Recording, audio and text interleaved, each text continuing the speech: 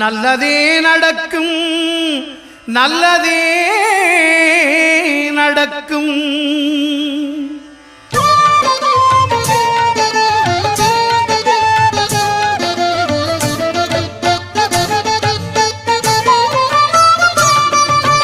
ஒன்பது கோளும் ஒன்றாய் காண அங்கு கற்பகம் என்னும் கடவுளின் மெய்யில் ஒன்பது கோளும் ஒன்றாய் காண அங்கு கற்பகம் என்னும் கடவுளின் மெய்யில் சூரியன் முதலாய் 9 கிரகமும் பலவித குணங்களை கொண்டிருக்கும். எங்கள் கற்பக தருவில் அவை வரும்போது ஒன்றாய் சேர்ந்து பலனளிக்கும்.